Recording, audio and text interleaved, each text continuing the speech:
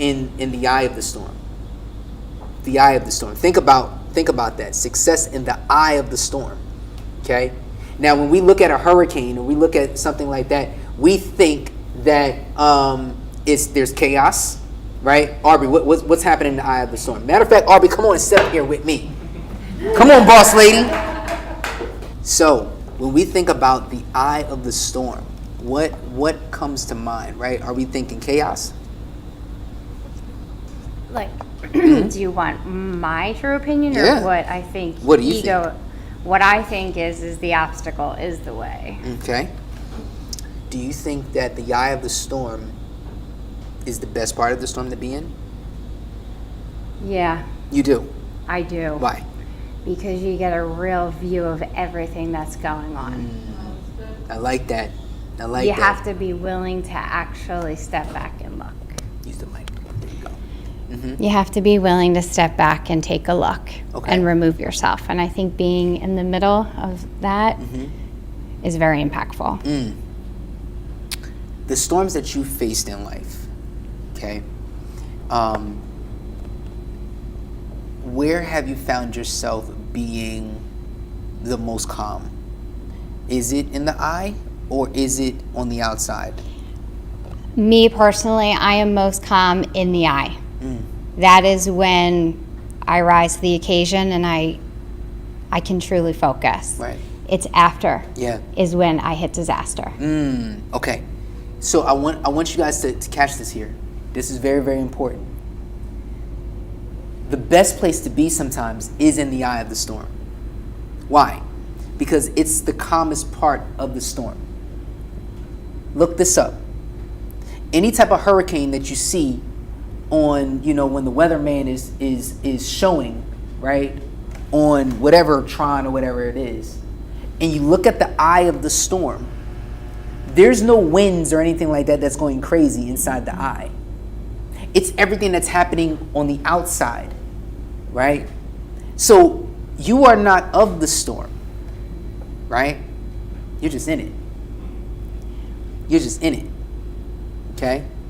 It's like we are not of the world, but we are in the world, okay? So when we think about the eye of the storm, it's the calmest part of the storm.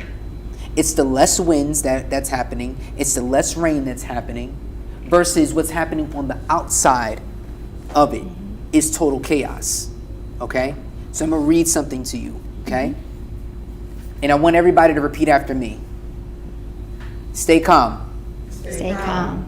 Stay focused. Stay focused. Stay firm. Stay firm. And most importantly, stay steadfast. Stay steadfast. Say this last part right here. You're fine. You're fine. You're breathing. You're breathing. And you're alive. And you're alive. Okay? Repeat that if you have to. When you're in the eye of the storm, okay, just understand you're fine, you're breathing, and you're alive. Right? You're alive. It's okay. Everything is okay. The biggest storm that me and my wife have faced was our son battling leukemia. Not only that, there was so much more that was going on around us. We were losing our dance studio, 65% of our income, losing our home. And I just kept saying, we're fine. We're good. We're okay. We're going to get through this. We're going to beat this, right? And if I wasn't focused on getting to the next level, right, then I would be on the outside of the storm, inside the chaos. If I wasn't focused, I wouldn't meet people like Violet, right? I wouldn't meet people like Aubrey. I wouldn't meet people, right, that would help me through the storm that I'm in, right, to get through. But you gotta learn to remain focused. Storms are going to come. That's just what happens in life, okay? It's how we respond to it, right? How are you going to respond to the storm? That's the real question. How are you going to respond to the opposition? That's the real question. Because at the end of the day, the storm don't care about your feelings. They don't care about your family. They don't care about your money. They don't care about your health. They don't care about none of that. They care about how you're going to respond to it. Because I'm going to throw the whole kitchen sink at you, and I want you to catch it. Catch it and place it down where it's supposed to be. Catch it and put it and fix it. It doesn't matter, right? The storm is coming to tear your house up. How are you going to respond to the storm is the question, right? So I want to read this next part really quickly, right? Let me just go. Okay. Number 1, okay? We have the power to calm storms in our life through action and faith, okay? We have the power to calm the storms in our life through action and faith. Number 2, although there may be chaos around us, if we keep our eyes locked on Him, there will be no chaos in us. In other words, you may be in the storm, but you are not of the storm. Number 3, sometimes God will allow us to mess up our situation so that we can have a clear view of the calmness part of the storm that rests within Him. Right? And number 4, when we let go of the control, only then we can find real peace. So, question, Aubrey, how many times in life are we trying to have control over things that we don't even have control over? Too many. Yeah? And how do we respond to those things? Or how have you responded to those things?